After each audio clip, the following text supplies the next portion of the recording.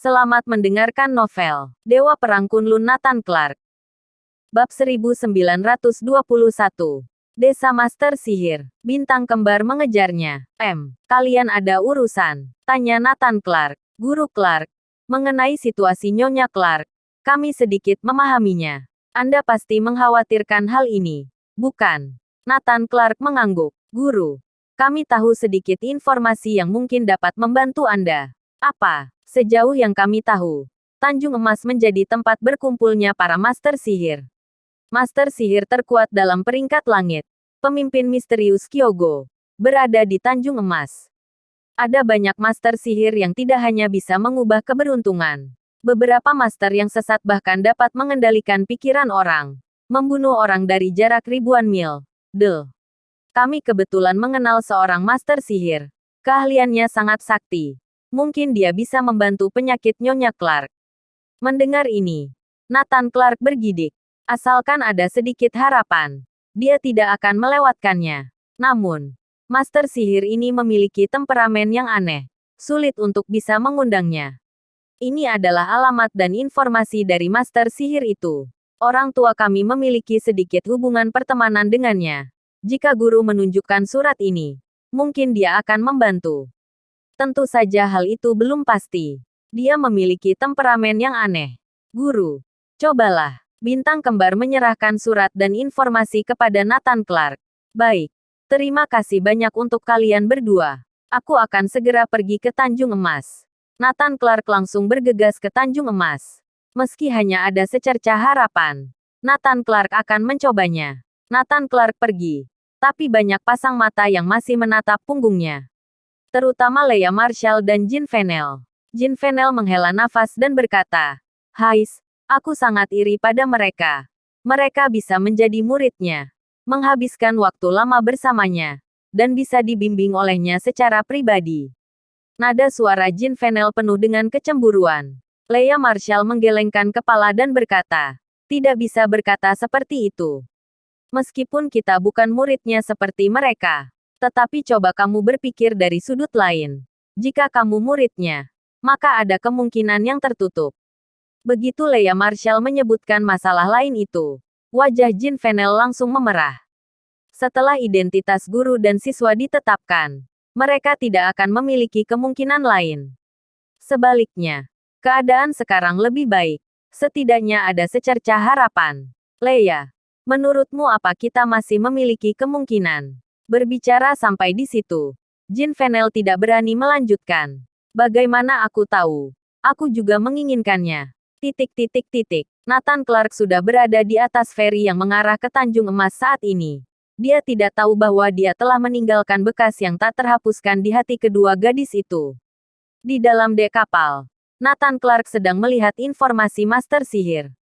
Agar tidak membuat keributan, Nathan Clark telah mengubah penampilannya. Tiba-tiba terdengar kegaduhan.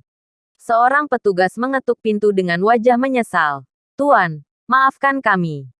Baru saja ada yang menyewa kapal ini.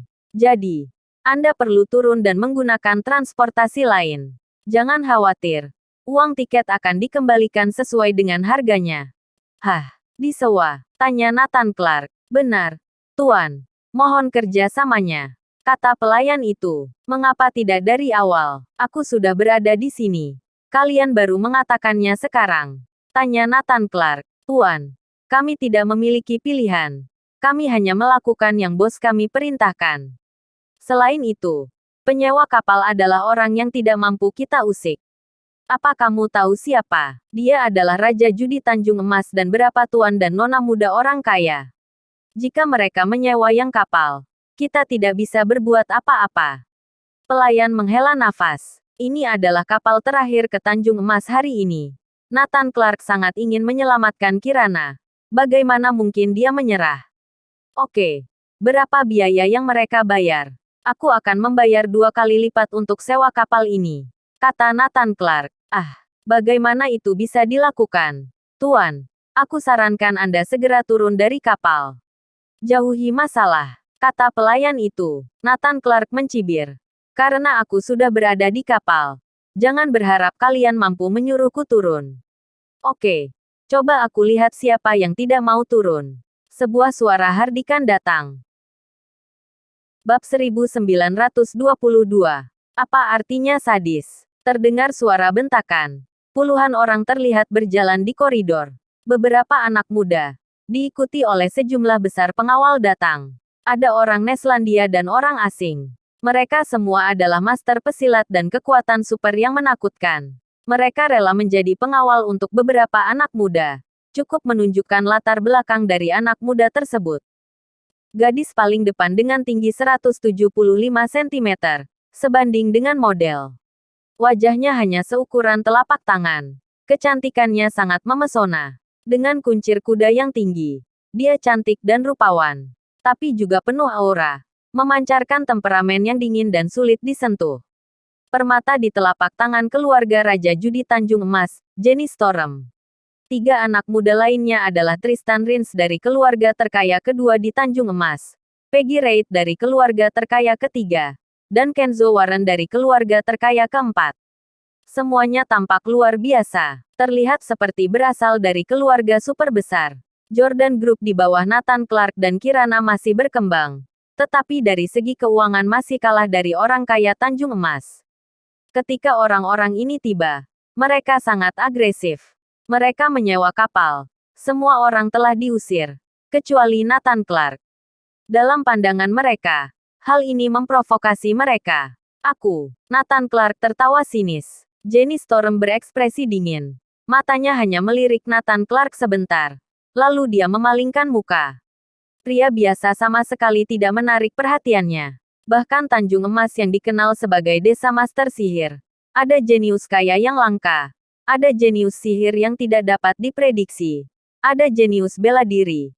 Dan orang berkekuatan super dari negara luar. Tapi orang-orang ini tidak dianggap oleh Putri Raja Judi. Selera Jenny Storm sangat tinggi. Sejauh ini belum ada pria yang dapat menarik perhatiannya. Hingga baru-baru ini muncul orang peringkat langit nomor 1 Neslandia, Nathan Clark. Dia memproklamasikan calon suaminya harus orang seperti Nathan Clark, peringkat langit nomor 1. Saat dia mengatakan ini, seluruh Tanjung Emas gempar.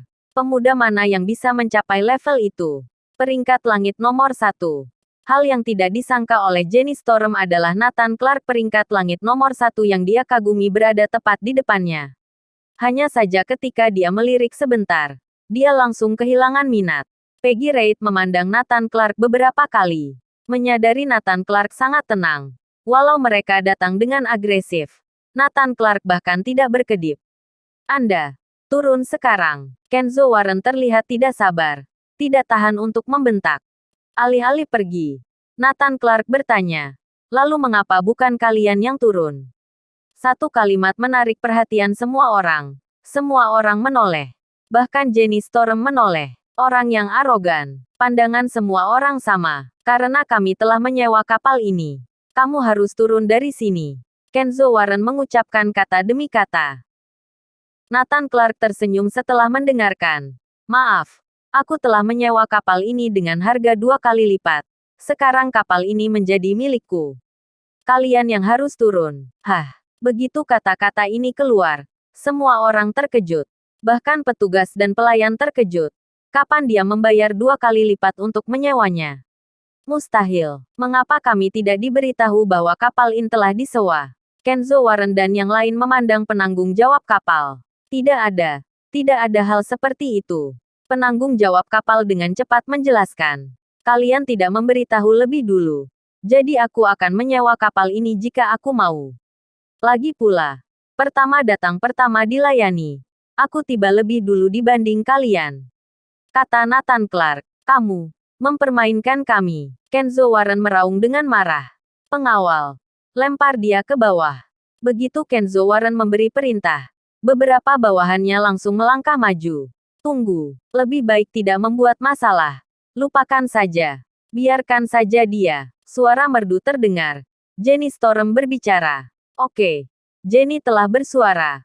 Bocah, kamu sangat beruntung. Kenzo Warren tidak lagi mempermasalahkan. Tapi sebelum dia pergi, dia mencibir pada Nathan Clark. Tunggu sampai di Tanjung Emas. Aku akan membuatmu mengerti apa artinya sadis. Bersambung.